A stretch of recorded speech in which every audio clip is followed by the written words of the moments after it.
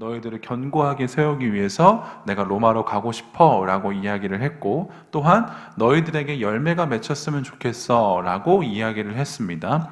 이 두 가지의 목적을 가지고 바울은 이제 로마로 가고자 했던 것이고, 오늘 마지막 세 번째로는 뭐냐면, 바울이 로마로 가기를 원했던 이유는 복음을 전하기 위해서다라고 오늘 본문은 이야기를 하죠. 할 수만 있거든 내가 가서 너희들에게 복음을 전하고 싶어 라고 분명하게 이야기를 합니다. 바울에게 있어서 복음이라고 하는 것은 그러니까 전도 여정뿐만이 아니에요.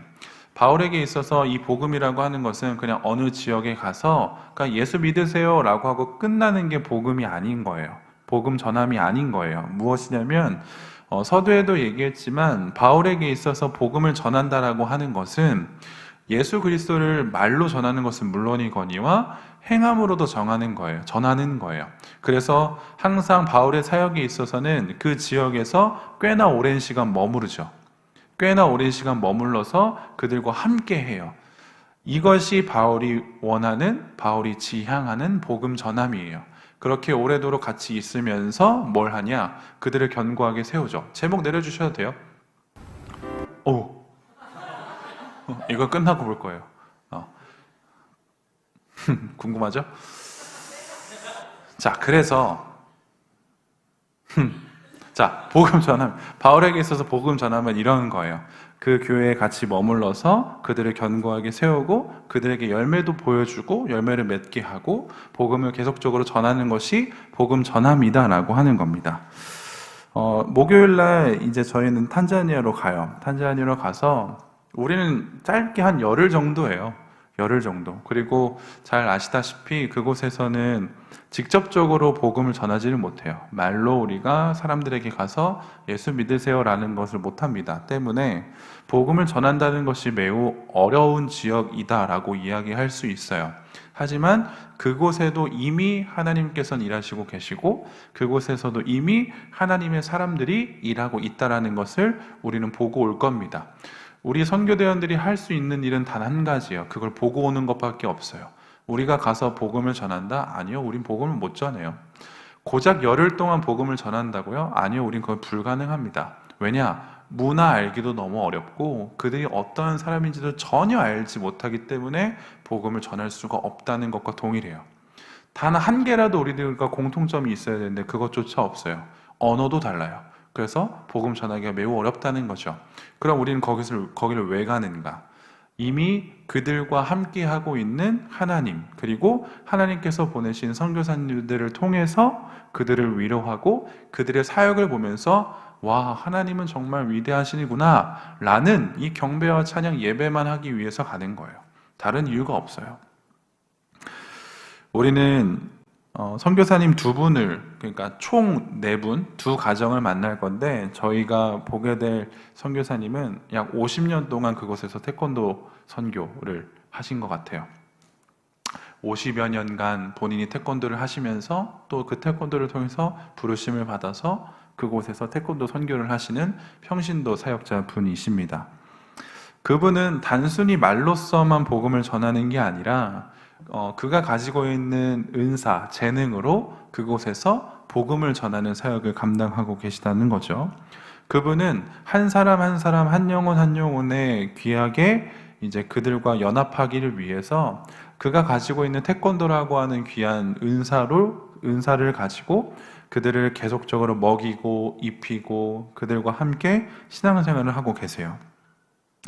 목회자들 사이에서도 선교사는 좀 우러러봐요. 목회자들 사이에서도 선교사로 나간다, 선교 지망생이다 라고 하면 와, 목회자인 저도 그분 정말 대단하시다 라고 박수를 쳐드려요. 목회자들은 우리는 어디든지 부르면 갑니다 라고는 늘 이야기하지만 실제적으로 하나님이 부르시면 어떡하지 라고 하는 은연중에 생각은 있어요. 와, 갑자기 나한테 뭐 루안다로 가라거나 갑자기 탄자니아로 간다거나 가라거나 이러면 어떡하지? 저는 그 불안감이 어느 정도 있거든요. 그래서 저는 아마 안 부르실 거라고 저는 생각을 해요. 그런데 웃으라고 한 얘기는 아닌데 좋아요. 자, 그런데 그분들은 하나님의 부르심을 정말 깊이 있게 경험하고 아무도 가지 않는 곳에, 그리고 문화와 언어와 모든 것들이 다른 곳에 그냥 갑니다. 왜 갈까요? 단 한 가지 이유밖에 없어요. 복음을 전하기 위해서 가요. 그게 참 놀라운 거예요. 본토, 친척, 아버지의 집을 누가 떠나고 싶어 하겠습니까? 그런데 그들은 지체 없이 떠납니다. 왜냐? 그들이 만난 하나님은 살아계시고 그 하나님께서 그들에게 분명히 말씀을 해주시거든요. 가서 복음을 전하라고. 바울도 마찬가지였어요. 바울도 복음 전도자였기 때문에 그는 어디서든지 복음을 전할 수 있는 자였습니다. 그러면 우리는 이 시점에서 한 가지 굉장히 근본적인 질문을 하나 던져야겠죠. 바울은 왜 복음을 전하려 할까요? 바울은 왜 복음을 전하려 할까요? 그에 대한 답은 16절에 나와 있어요. 뭐라고 이야기하냐면 나는 복음을 부끄러워하지 않기 때문에 복음을 전한대요. 이 부분에 있어서 저는 조금 이런 시각으로 보게 되었어요. 칼빈이라고 하는 사람은 자신의 주석을 쓰면서 이 부분을 조금 어떤 식으로 우리들에게 이야기를 해주냐면 사실 바울은 복음이 세상의 눈으로 볼 때는 하찮게 보였다는 것을 넌지시 알려주고 있대요. 바울이 지금 이야기하는 내가 복음을 부끄러워하지 않습니다 라고 하는 이 말을 칼빈이라는 사람은 어떻게 해석을 했냐면 바울은 은연중에 세상의 눈으로 볼 때 복음이라는 것은 하찮습니다 라는 것을 이야기해 준다고요. 그리고 더 나아가 다른 측면으로선 성도들에게 복음의 가치는 가장 최상의 가치다라는 것 또한 일러주고 있다라고 이야기를 해요. 바울은 은연중에 이야기를 해요. 복음은 세상의 눈으로 보았었을 때 부끄러운 겁니다. 하찮은 겁니다. 그런데 난 부끄럽게 여기지 않아요 라고 이야기를 하고 있다는 거죠. 그럼 복음을 부끄러워하는 존재들은 누굴까요? 복음을 부끄러워하는 존재들, 바로 예수를 알지 못하는 사람들은 복음을 부끄러워해요. 성경에서도 나와 있습니다. 고린도전서 1장을 보면 이렇게 기록을 해요. 십자가의 도가 멸망하는 자들에게는 미련한 것이래요. 십자가의 도, 그러니까 복음이라고 하는 것은 멸망하는 자, 예수를 믿지 않는 자들에게는 미련하다라고 이야기를 하죠. 실제로 세상 사람들은 우리를 바라보면서 굉장히 쟤들 쓸데없는 짓들을 한다라고도 생각할 수 있어요. 지금 오후 1시 28분을 지나고 있는데요. 일요일날 오후 1시 28분, 여러분들이 만약에 예수를 안 믿었다면 뭐 하고 있었을 것 같아요? 어제까지 밤새 달렸겠죠? 그래서 아마 지금쯤 일어났을 수 있어요. 그래서 물을 하나 잡아서 물을 마시면서 오늘은 뭐 하지? 뭘 먹지? 또 몇 시에 나가지? 로 고민할 수 있다고요. 꽤나 디테일하죠? 전 안 해봤어요. 자, 그런데 만약에 우리가 예수를 믿지 않았다면 아마 세상 사람들과 다르지 않게 살았을 거예요. 우리도 이 일요일날 황금 같은 이 시간에 힘든 몸을 낮잠을 자면서까지 체력을 비축해 놓고 오늘 밤에 또 한 번 나가 놀리라 다짐하면서 살아갔을 수 있다는 거죠. 그런데 그들은 교회를 가는 사람들이 참 미련하고 불쌍하고 생각 없다라고도 생각할 수 있죠. 월요일부터 토요일까지 그렇게 바쁘게 살았는데 주일날 한 번을 좀 쉬면 되는데 그거 안 쉬고 또 아침 7시 반부터 오후 4시 반까지 교회에 가서 예배 드린다고 봉사한다고 그렇게 하루 종일 힘을 쓰잖아요. 효율적인가요? 효율적이지 않죠. 사람들이 봤었을 땐 굉장히 이것은 효율적이지 않고 그리고 미련하게 보이기까지 한다는 거죠. 그런데 성경은 얘기해요. 그렇게 바라보는 자들은 예수를 알지 못하는 자라고 이야기를 해요. 그럼 반대로 얘기해보죠. 예수를 아는 자는 복음을 부끄러워하지 않고 내가 이렇게 신앙생활을 하는 것에 있어서 결코 부끄러워하지 않고 미련하다고 여기지 않는다는 거죠. 물론 힘은 들어요. 체력적으로 힘은 들어요. 근데 이걸 내가 왜 해야 하는지, 이걸 내가 어디까지 언제까지 해야 되는지에 대한 이런 뭐라 그럴까요? 푸념은 하지 않아요. 혹시 여러분들의 입술 가운데, 여러분들의 삶 가운데 내가 그리스도인은 맞는데 나는 왜 주일날 이렇게까지 열심히 살아야 하지? 왜 나는 모든 것들을 다 빼앗기는 것 같지? 라고 혹시 생각하는 사람들이 있다면 그건 잘못된 생각입니다. 그건 인간적인 생각이에요. 그건 그리스도인이 가져서는 안 될 생각이에요. 교회를 사랑하고 복음을 사랑하는 자라고 한다면 교회에서 하루 종일 있다고 해도 몸은 피곤할지언정 우리들의 영은 새로워지고 힘을 얻는다는 겁니다. 복음은 예수 그리스도다라는 것을 우리는 로마서를 통해서 배웠습니다. 그리고 예수 그리스도는 살아계신 하나님의 아들이에요. 살아계신 하나님의 아들이에요. 자, 그 당시에 사람들이 복음을 부끄러워한 이유는 이러한 이유도 있을 거예요. 뭐냐면 하나님의 아들은 예수거든요. 그러면 하나님은 신이에요. 그럼 그 아들도 신이어야 된단 말이죠. 그런데 그들이 가지고 있었던 당시 신에 대한 관념은 생각들이 뭐였냐면 신은 불멸이에요. 무슨 얘기죠? 없어지지 않아요. 죽지 않아요. 그리스도인들도 유대인들도 그 생각은 분명히 했어요. 구약을 믿는 자들은 하나님은 영원하시다라는 것을 분명하게 믿고 있죠. 그래서 하나님은 죽지 않으셔야 해요. 그게 너무나도 당연한 전제예요. 그리스도인이 아니더라도 그 당시 살았던 사람들 또한 신이라고 하는 존재가 죽을 수는 없다는 것에 동의했어요. 이건 통용된 생각들이에요. 일반적인 생각이에요.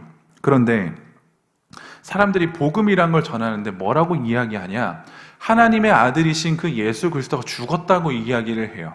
여기서부터가 사람들의 입장에서는 브레이크가 걸리는 거죠. 야, 신이 죽는 게 말이 되냐부터 시작하는 거예요. 신이 죽는 게 말이 되냐? 니들이 말하는 그 신, 오케이, 그 신. 근데 그 신이 죽었다고? 누구의 손에 죽었는데? 인간의 손에 죽었다고. 이게 말이 안 되는 거죠. 신이 어떻게 인간의 손에 죽어요? 신이 어떻게 인간의 손에 죽죠? 반대여야 되잖아요. 인간이 신의 손에 죽어야죠. 근데 신이 인간의 손에 죽는데요. 이게 너무나도 말이 안 되는 거고 이것을 전하는 그리스도인들을 사람들은 비꼬기 시작하고 조롱하기 시작했다는 거죠. 오히려 근데 바울은 이것을 알고 있음에도 불구하고 너무나도 당당하게 이야기를 해요. 나는 복음을 부끄러워하지 않아요. 나는 복음을 부끄러워하지 않아요. 그래서 난 여러분들에게 복음을 전할 겁니다. 라고 이야기를 하죠. 왜 바울은 복음을 부끄러워하지 않을까? 그건 하나님의 권세 있는 아들로 지명되신 예수 그리스도께서 우리에게 구원을 주시는 분이시다라고 하는 분명한 사실이 있기 때문에 그래요. 그 분명한 사실을 그가 경험했기 때문에 그래요. 분명하게 예수가 누구인지 알기 때문에 그는 부끄러워할 필요가 없다는 거죠. 왜요? 예수를 믿으면 구원받는다니까요. 생명을 얻는다니까요. 근데 이게 왜 부끄럽습니까? 오히려 자랑스러워야겠죠. 오히려 사람들에게 선포해야 되잖아요. 근데 사람들은 예수를 알지 못하니까, 진짜 복음의 의미를 알지 못하니까 이 이야기를 하는 자들을 조롱한다는 거죠. 바울이 하나님께서 나의 능력이 되신다라고 이야기를 하거든요. 바울이 오늘 본문에서 능력이라고 하는 단어를 사용을 하는데 이 능력, 하나님이라고 하는 분에게 능력이 하나님이시다라는 말을 종종 쓰기도 합니다. 그런데 하나님께 붙여지는 그 능력이라는 것은 조금 의미가 다르게 우리가 비춰질 수 있어요. 무슨 말이냐면 이 능력이라고 하는 것은 일반적으로 세상이 이야기하는 능력이라고 하는 것은 사람에게도 쓰일 수가 있어요. 어떠한 일을 잘 처리하거나 손쉽게 하고 누군가보다 뛰어나게 무엇을 한다라고 했었을 때 야, 너 참 능력이 좋다라고도 이렇게 이야기를 하잖아요. 그런데 이렇게 일반적으로 쓰여지는 이 능력이라는 단어의 의미를 하나님께는 쓰지는 않아요.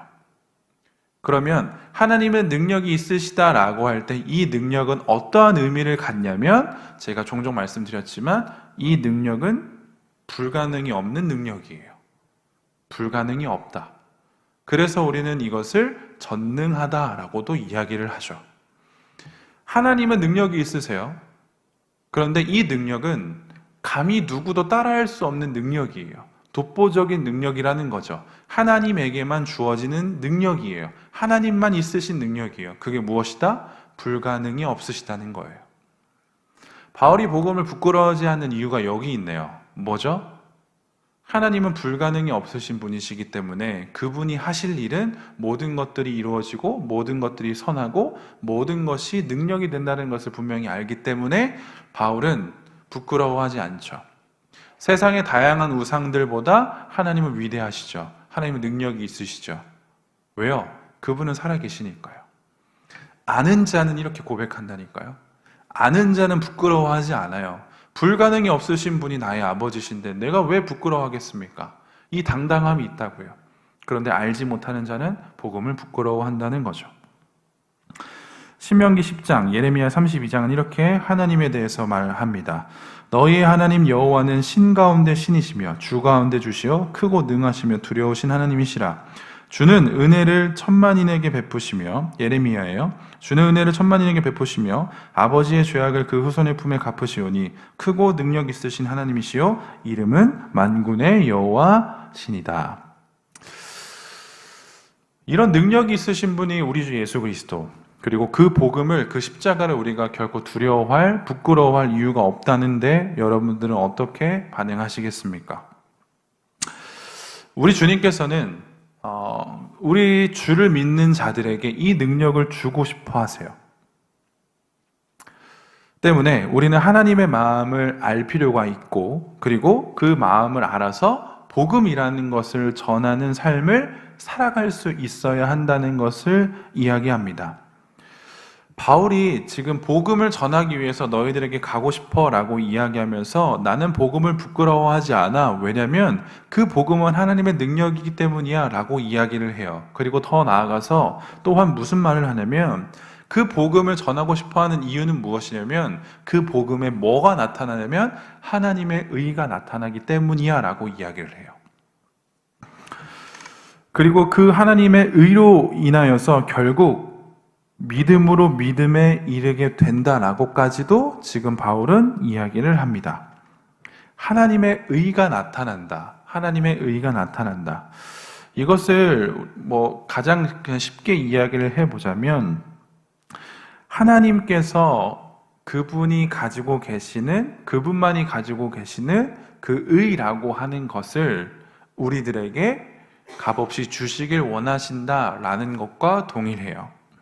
복음은 하나님의 의, 그 고유한 하나님의 의가 우리들에게 값없이 주어져요. 그것을 우리는 칭의라는 것으로 잘 알고 있습니다. 하나님께서는 믿는 자에게 하나님의 의를 값없이 주세요. 그리고 그 의로 인하여서 우리는 더 이상 죄인이다라고 정죄받지 않고 하나님의 자녀다라고 하는 엄청나고도 놀라운 신분의 변화가 일어나게 되죠. 그래서 그 신분의 변화로 인하여서 우리가 하는 행동들은 곧 하나님께 기쁨이 돼요. 이것이 복음이 가져다주는 엄청난 은혜이고 능력이 된다라고 하는 겁니다. 하나님께서만 가지고 계시는 그 하나님의 의가 우리들에게 전가되고 그 의로 인하여서 우리의 모든 행동들을 어떻게 보신다? 의롭게 보신다. 그리고 기뻐하신다. 라고 하는 것을 바울은 분명하게 알고 있기에, 그리고 그것을 경험한 자에게, 로마 교인들에게, 그리고 오늘 우리들에게 그것을 일러주고 보여주고 있다라고 하는 겁니다. 그 뒤로 가면서 바울이 되게 의미심장해 보이는 말을 썼는데 하나님의 의가 나타났는데 믿음으로 믿음에 이르게 한다라고 이야기를 해요. 믿음으로 믿음에 이르게 한다. 이 부분을 어떻게 해석하면 좋을까를 쭉 찾아보다가 다양한 학자들이 이런저런 얘기를 했는데 어찌됐건 저희는 이제 칼빈이라고 하는 사람의 신학자의 생각들을 따라가는 자들이기 때문에 그는 이렇게 이야기를 해요. 개인의 믿음이 성장하게 돼요. 나의 믿음이 성장하게 돼요. 그러면 뭘 우리가 알 수 있게 되냐? 하나님의 의라고 하는 것에 있어서 더욱더 깊이 있게 생각하게 되고 그것을 깊이 있게 관계하게 된다는 것을 의미해요. 믿음으로 믿음에 이르게 한다. 제가 늘상 자주 사용하는 말이 있죠. 믿음의 성장과 성숙, 신앙의 성장과 성숙이 계속적으로 일어난다라는 것을 의미해요. 예수를 믿는다라고 하는 것은 그냥 처음부터 끝까지 동일한 감정과 동일한 깊이와 동일한 넓이로 주어지는 게 아니에요.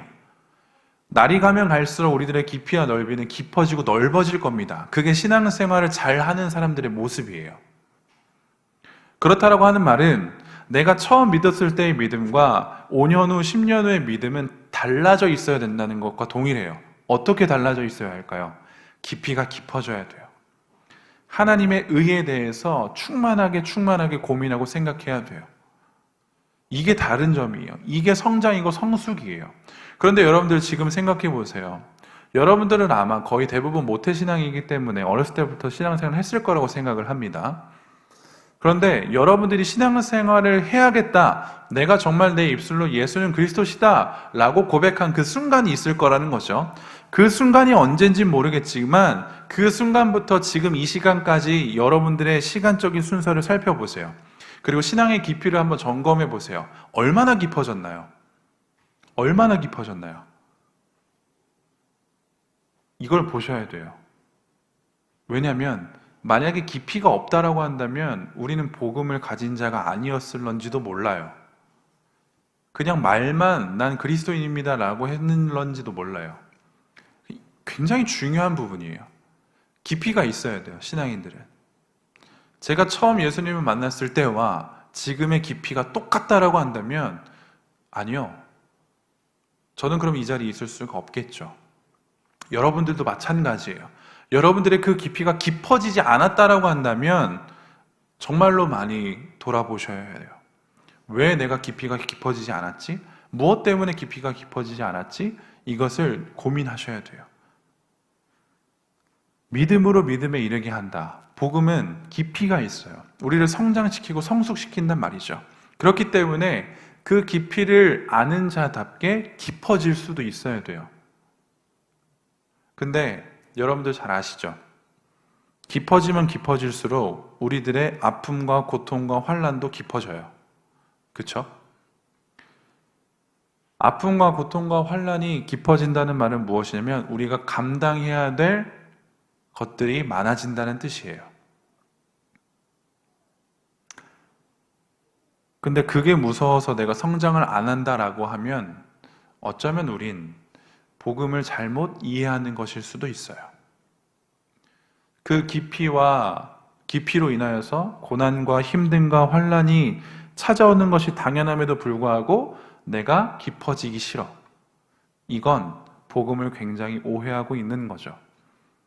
그 고난의 깊이가 깊어지면 은혜도 깊어진다라고 하는 것이 성경의 진리입니다. 그래서 우리들의 시선의 방점은 어디 있냐? 고난에 있는 게 아니라 은혜에 있는 거예요. 여러분들이 예를 들어서 한 5 정도의 고난을 지금 경험하고 계신가요? 그럼 5 정도에 되는 은혜를 경험하실 거예요. 10의 고난을 경험하고 계신가요? 그럼 10의 은혜를 경험하게 되실 겁니다. 성경은 그렇게 분명하게 우리들에게 이야기해 주죠. 복음을 전하기 위해 로마 교인을 보고자 했던 바울이에요. 그는 자기 자신이 복음의 빚진 자다라고 하는 사실을 분명하게 알았고 이 복음에 대해서 자부심도 있었고 자긍심도 있었어요. 왜? 부끄러워하지 않았으니까요. 세상의 사람들은 복음을 비웃어요. 부끄러워해요. 하지만 그는 전혀 부끄러워하지 않았고 구원의 길로 담대하게 갔죠. 저도 그렇고 여러분들도 그렇고 이거에 대해서 우리가 많이 고민하면 좋겠어요. 복음의 길을 가려고 할 때 과연 우리는 부끄러워하지 않고 갈 수 있는가?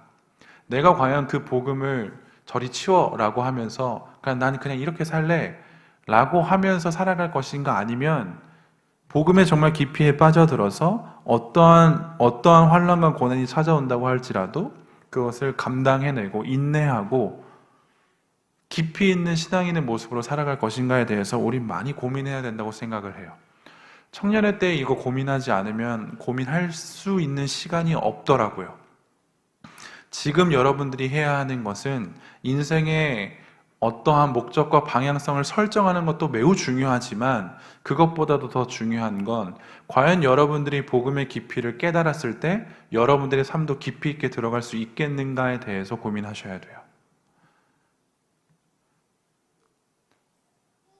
지금처럼 앞으로도 하시면 안 돼요. 이건 저에게도 동일한 말이고 여러분들에게도 동일한 말이에요.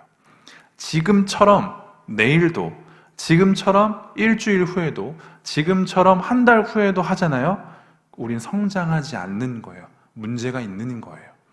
그러니 우리들의 신앙은 날마다 성장해 가는 것이다 라고 하는 것을 분명하게 아신다면, 그게 진리라고 여겨지신다면 성장하는 것에 주안점을 두시고 날마다 말씀 가까이 하면서 여러분들의 신앙의 성숙을 위해서 애쓰셔야 한다는 겁니다. 그래서 여러분들 일단은 23명을 위해서 기도해 주세요. 목요일날 가는 친구들을 위해서. 이 친구들이 가서 복음을 전하고 문화사역을 하고 그들과 함께 하고 그들과 놀이를 하고 운동을 하고 할 때마다 이들의 삶을 통해서 예수 그리스도가 보여지게 되기를 기도해 주셔야 돼요. 말로서는 하기가 어려워요. 그러면 그들이 생각할 수 있게끔 해야 돼요. 왜 저 사람들은 여기 와서 이러고 있는가? 그러면 저 사람들이 말하려고 하는 하나님이라고 하는 예수라고 하는 사람은 누구인가를 이제부터 남겨져 있는 선교사님들의 입술을 통해서 들어야겠죠. 우리는 보여줄 뿐이에요. 내가 이렇게 성장했습니다. 성숙했습니다. 이것을 보여주고 마음껏 보여주고 우리는 돌아오고, 선교사님은 말씀으로 또 씨앗을 뿌리고 또 열매를 거두고. 23명을 위해서 기도해 주시고, 그리고 우리도 여러분들을 위해서 기도하겠습니다. 그곳에서. 그래서 우리가 복음을 잘 전하고 또 복음을 잘 소개하는 선교가 되면 좋겠습니다.